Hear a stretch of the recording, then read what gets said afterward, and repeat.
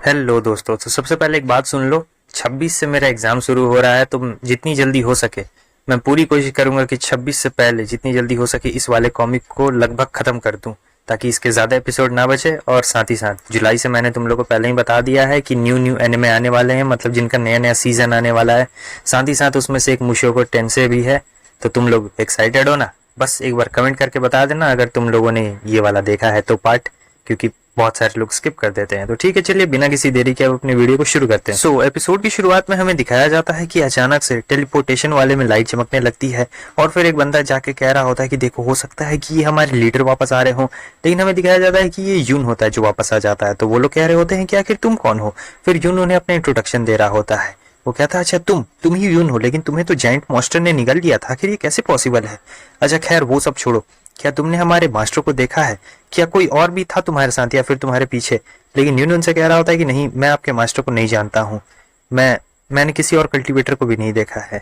वो कहते हैं कि अच्छा ठीक है, बाद में देख लिया जाएगा, फिलहाल तुम अभी हमारे साथ चलो, क्योंकि हम लोग तुम्हें पर्सनली इंटरोगेट करेंगे। यून यहाँ पे सोच रहा होता है कि मैंने जैंग को मार दिया है, और सिस के अलावा ये बात और किसी और को भी नहीं पता है। उसके बाद वो उस बंदे से कह रहा होता है कि देखो, मैं नहीं जानता हूँ तुम्हारे मास्टर के साथ क्या हुआ या फिर क्या नहीं, मैंने तो उसे देखा भी नहीं है।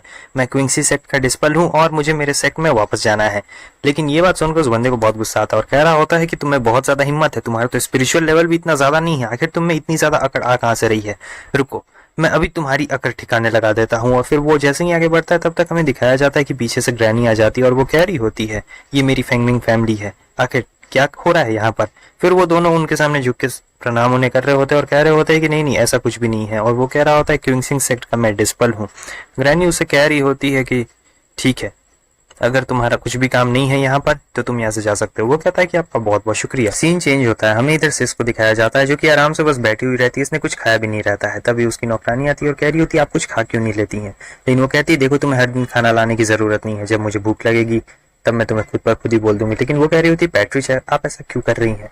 क्या एल्डर्स में से किसी ने आपको परेशान किया है? वो कहती है, हाँ, मैंने प्रोग्रेस नहीं की है, इसलिए एल्डर्स मुझसे नाराज हैं। तब जो नौकरानी रहती है कह रही होती है कि अभी हाल फिलहाल में ही अभी एक टेलीपोर्टेशन गेट खुला है और वहां से एक बंदा बाहर आया है। वो कहती है, क्या क्या नाम है उसका? वो कहती है, जहां तक मुझे याद है, हाँ, उन लोगों ने कहा था कि वो क्विंसिंग सेक्ट से बिलोंग करता है और उसका नाम है गु यून। और यहाँ तक कि लोगों ने उसे रोकने की कोशिश की थी, वहां के गार्ड्स ने, लेकिन फिर भी वो चला गया क्योंकि ग्रैनी ने उसकी मदद की है। तब तक एक और आ जाती है और कह रही होती है कि कोई आपसे मिलने के लिए आया है। वो कहती है, क्या नाम है उसका? वो बताती है कि गुयुन नाम है उसका। तब सिस कह रही होती है कि जल्दी करो, जल्दी उसे इनवाइट करो। फिर हमें दिखाया जाता है कि यून वहां पे आ चुका रहता है। सिस कह रही होती है कि कांग्रेचुलेशन जूनियर ब्रदर, मैं बहुत ज्यादा खुश हूँ कि तुम तुम बच के बाहर निकल गया, मैं बहुत ज्यादा खुश हूँ। यून भी कह रहा होता है कि नहीं, आपका भी बहुत बहुत शुक्रिया। फिर सिस कह रही होती है कि वैसे क्या आप यहाँ पे कोई एडवाइस लेने के लिए आए हैं? वो कहता है कि क्या कोई ऐसा तरीका या फिर कोई फॉर्मेशन है जिससे मैं तुरंत ही अपने सेक्ट में वापस जा सकता हूँ। तब सिस उसे बताती है कि नहीं, ऐसा कोई भी रास्ता नहीं है वहां पर इतनी जल्दी पहुंचने का, क्योंकि जो क्विंसिंग सेक्ट है वो बहुत ही ज्यादा दूर है हमारे सेक्ट से, और मुझे नहीं लगता है कि यहाँ पर कोई भी ऐसा रास्ता है। हालांकि मैंने सुना है कि आप लोग को वो शायुली के बंदे परेशान कर रहे होते हैं। ठीक है, मैं उनसे साफ साफ कह दूंगी कि वो आपको बिल्कुल भी परेशान ना करे, मैं आपका अच्छी तरीके से ख्याल रखूंगी और आपके सेक्ट जाने में रिकवर भी करूंगी। फिर वो दासी कह रही होती है, ठीक है, तो शायुली को देख लिया जाएगा। और फिर सिस इधर कह रही होती है, देखो, मुझे ऐसा क्यों लग रहा है कि जो जैंग है वो भी जल्द ही वापस आने वाला है। तो गुयुन, मैं, अगर आपके मन में कोई और ज्यादा सवाल जवाब ना हो तो मैं उसे पर्सनली हैंडल कर लूंगी। मैं नहीं चाहती हूँ कि वो आपके साथ कोई लड़ाई झगड़ा करे, क्योंकि इसने देखा रहता है कि जैंग और इसकी बिल्कुल भी बनती नहीं है। आगे वो उसे ये भी बता रही होती है कि इनके पास एक ट्रेजर वाला रूम है जो कि बहुत ही ज्यादा स्पेशल है, और वो सिर्फ स्पेशल ब्लड लाइन से ही खुलता है, मतलब जिसका ब्लड रहता है। हालांकि सिर्फ यूज्ड ब्लड ही उसे ओपन कर सकता है, और अगर कोई भी उसे फोर्सफुली ओपन करने की कोशिश करता है उस ट्रेजर को, तो वो पूरी तरीके से बूम बाम हो जाएगा, फिर किसी भी काम का नहीं रहने वाला है। यून सोच रहा होता है, क्या इसे पता है कि मैंने जैन को मार दिया है? और फिर वो कह रही होती है कि आप चलिए, ट्रेजर रूम मैं आपको एक बार दिखा के ले आती हूँ। वो कहता है कि हाँ, क्यों नहीं, चलिए। फिर अगले सीन में हमें दिखाया जाता है कि वो सभी लोग ट्रेजर रूम में आ चुके रहते हैं, यानी वो दोनों। उसके बाद वो कह रही होती है कि आप इसे देख लीजिए, और फिर ट्रेजर रूम के बारे में अच्छे तरीके से उसे बता रही होती है कि क्या ऑफेंसिव है, क्या डिफेंसिव है, क्या करना है, क्या नहीं करना है। फिर वो ले आती है गेस्ट हाउस में, जहाँ पर वो बताती है कि ये है ब्रदर गु और ये है शायू लीग के एक हेड मेंबर। तो ये कहते हैं, अच्छा, तो तुम ही हो गुयुन। फिर वो खड़े हो जाते हैं और कह रहे होते हैं, जरा मैं इसका कल्टीवेशन तो चेक करूँ शायू। लेकिन वो कह रही होती है, अरे आपको ये सब अभी इतनी जल्दी करने की क्या जरूरत है, ये मेरे नए नए गेस्ट हैं, ये तो बस ऐसे ही रहने आए हैं, क्या क्या हो गया है आपको।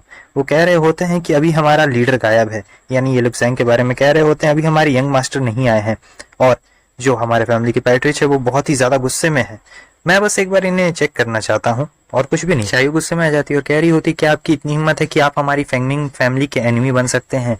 आपको क्या लगता है आप हमारे फैमिली के खिलाफ जा सकते हैं? ये मेरा गेस्ट है और मैं नहीं चाहती हूँ कि आप मेरे गेस्ट के साथ कुछ भी ऐसा वैसा व्यवहार करें। तब पीछे से कोई आ जाता है और कह रहा होता है कि शायू मेरी बच्ची तुम ऐसा बिल्कुल भी नहीं बोल सकती, और ये इसके चच्चा रहते हैं। वो कह रही होती है कि ओ जैंग मेंगशू आप यहाँ पर आ गए, मुझे माफ कर दीजिएगा मैं थोड़ी सी रूड हो गई थी। वो कह रहे होते हैं कोई दिक्कत वाली बात नहीं है, वैसे ही मुझे पता है तुम्हें दोष देने की कोई भी जरूरत नहीं है। वो कहते चलिए ये तो बहुत अच्छी बात है कि आप यहाँ पर आ गए हैं, वरना तो अभी मेरा मूड ही खराब हो गया था। और फिर आगे ये कह रहे होते हैं कि ठीक है, वैसे फेंग फैमिली बहुत ही ज्यादा अच्छी है, अगर उन्होंने फॉर्मेशन ऑन नहीं किया रहता तो अभी इतने सारे हमारे शायू लीग के बंदे नहीं आ पाते। तब तो दूसरा वाला बंदा कह रहा होता है कि लीडर ये देखिए ये गुयून है, ये अभी अभी फॉर्मेशन से वापस आया है। गुयून उन्हें झुक के सलाम कर रहा होता है और फिर वो कहते हैं तो मुझे पता है तुम्हारे बारे में, तुम डायरेक्ट डिस्पल हो एल्डर टैंक के, क्यों है ना? वैसे नेफ्यू क्या तुमने मेरे नेफ्यू को देखा है? तब हमारा यून उनसे पूछने लगता है अच्छा लीडर जैंग तो क्या आपका जैंग शायू के साथ कुछ रिलेशनशिप है क्या? वो कहते हैं क्या? फिर इधर ये मनगढ़ंत कहानी बताने लगता है कि जब ये लोग आइलैंड पे पहुंचे थे तब इनका जो सेक्ट था उसके सेक्ट से मिला था, यानी जैंग के सेक्ट से, और फिर उसने इन्हें क्रोकोडाइल की बॉडी दी थी और फिर वगैरह वगैरह कहानी बता देता है झूठ का। यून से बहुत अच्छी तरीके से कह रहा होता है और फिर अंत में हम लोग अलग अलग रास्ते पे चले गए। उसके बाद मैंने ब्रदर जैंग को देखा ही नहीं है। वो कह रहे होते ऐसा कैसे हो सकता है, तुम यहाँ पे वापस आए और तुमने उसे देखा ही नहीं। वो कहता है कि आप मुझ पर भरोसा कर सकते हैं, मैंने उन्हें देखा ही नहीं है, यहाँ तक कि तो मैं वहाँ खुद को ही नहीं बचा पा रहा था, तो मैं वहां दूसरों को क्या ही नुकसान पहुंचाऊंगा या फिर दूसरों को क्या ही बचा पाऊंगा। मैं तो खुद ही भागने में अलग से परेशान था। लेकिन ये कह रहे होते हैं कि मेरे दोस्त देखो तुम इसके बारे में एक बार अच्छे से सोच लो, अगर तुम कुछ भी न्यूज प्रोवाइड कर पाते हो तो मैं तुम्हें 10,000 युवान स्टोन्स दूंगा।